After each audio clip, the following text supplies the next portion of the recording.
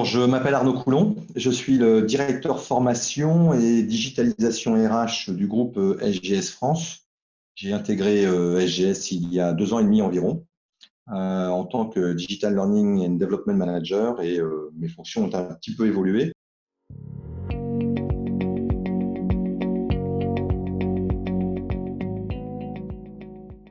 On a lancé le sujet qualité de vie au travail dès 2018, puisque c'était un des leviers stratégiques de la stratégie SGS France à l'arrivée du nouveau président Eric Sarfati.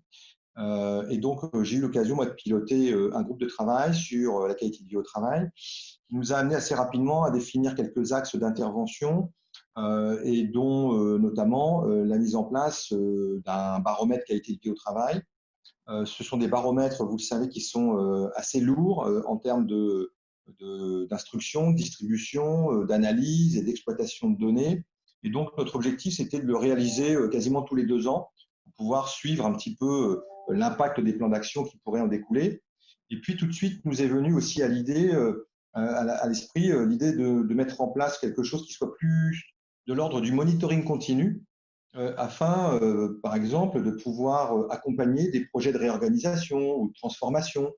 Et j'avais eu l'occasion déjà de bénéficier d'une démonstration de la part d'un des consultants Blixo de l'application qui m'avait semblé, moi, tout à fait intéressante de ce point de vue-là pour organiser du monitoring social en continu. Quand la crise sanitaire Covid qui a touché l'ensemble de ce pays et les entreprises nous a nous-mêmes concernés, nous avons eu une partie de nos effectifs qui est assez significative, qui est restée au contact des clients et du terrain. Une partie, environ un tiers, s'est retrouvée en télétravail.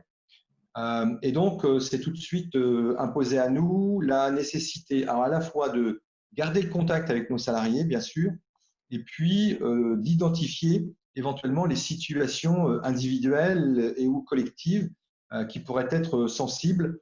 L'objectif, il était vraiment double, hein. Rester en contact, d'abord, identifier les situations individuelles sensibles, et puis surtout faire en sorte qu'on organise autour de ce repérage des situations sensibles des actions et de la ressource qui puissent venir soulager éventuellement ces salariés qui seraient dans la difficulté.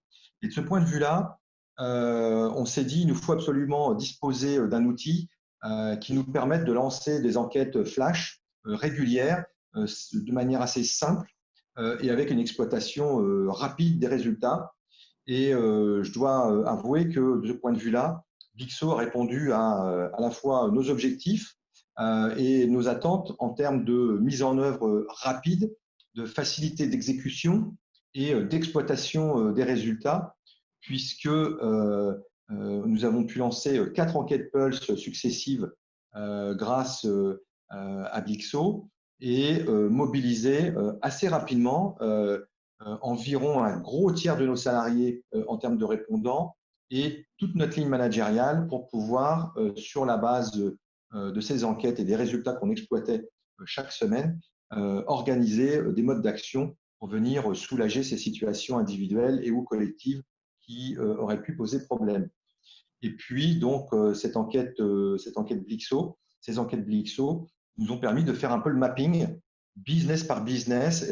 Et ça a été aussi l'intérêt de Blixo, c'est cette maille d'analyse que l'on peut avoir qui peut être relativement fine par segment et qui nous permettait très vite d'identifier là où il y avait des difficultés et de faire en sorte chaque semaine, parce que nous restituions les résultats en COMEX, de pouvoir remobiliser la ligne managériale, du patron de division en passant par les managers de proximité pour pouvoir organiser soit une communication, voire des actions beaucoup plus ciblées, puisque une des fonctionnalités de Blixo qui a été fortement appréciée par un certain nombre de nos managers, c'est la conversation.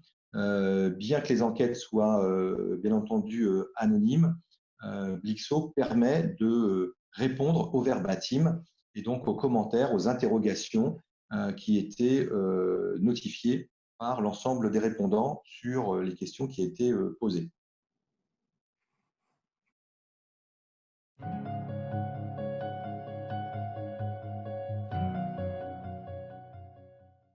ce qui m'a réjoui dans le cadre de la mise en place de Blixo, par-delà le service que Blixo nous a rendu sur cette facilité d'implémentation et ces fonctionnalités de l'outil là, qui correspondent vraiment à des besoins, j'allais dire plutôt spot pour SGS en tout cas, c'est la manière dont nos managers se sont appropriés ces résultats. Et c'est vrai qu'on a fait un effort tout particulier, en tout cas au niveau RH, pour mettre en forme les résultats. Et on a été, l'application nous facilite grandement la publication de ces résultats, des rapports automatisés. Donc ça, c'était vraiment un avantage assez considérable dans la solution Blixo. Mais ça nous a permis aussi de retraiter systématiquement, business par business, l'ensemble des verbatims avec les patrons de division et de voir avec eux ce qu'il fallait faire. Et c'est vrai qu'on a eu dans les verbatims par moments des commentaires qui étaient voilà, qui nous ont profondément touchés et alertés. Et ça, on n'aurait pas pu le faire sans Blixo. Et je crois que ça a été aussi un sacré effet levier, un sacré moteur pour que nos managers prennent conscience, pour un certain nombre d'entre eux, de l'importance de rester en permanence en relation et de bien opérer cette cartographie des cas sensibles au sein de leurs équipes. Voilà. Et ça, je crois que moi, j'ai eu des retours de managers me disant que, effectivement, j'évoquais cette fonctionnalité autour de la conversation. Ces verbatims étaient vraiment précieux pour eux, pour pouvoir, y compris, alors d'abord gérer la situation actuelle de crise, mais aussi, surtout, anticiper sur la reprise. Parce que anticiper sur la reprise, c'est donner de la réassurance, c'est donner de l'information sur la manière dont on va se réorganiser progressivement, c'est donner des informations sur le qui va faire quoi, et surtout apporter un peu de perspective, y compris un peu économique aux équipes. Voilà.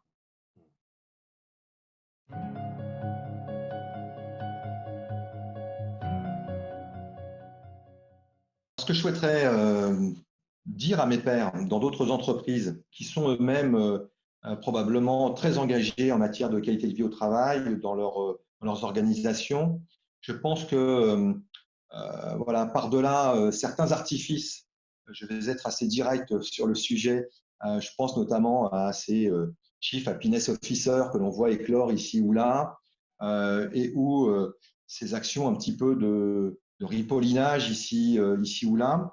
Je pense que l'intérêt de solutions telles que Blixo, c'est de les intégrer dans des dispositifs un petit peu plus globaux, bien entendu, et de démarches un peu plus structurées autour de la qualité de vie au travail.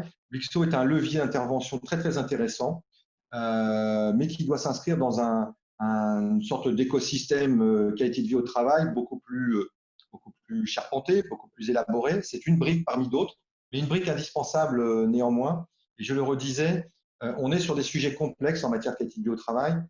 Et la facilité de mise en œuvre de Blixo tranche assez singulièrement avec les complexités de notre travail sur ce champ qui est assez vaste finalement, et où la subjectivité et le ressenti sont des éléments assez centraux. Donc je dirais foncez avec Blixo.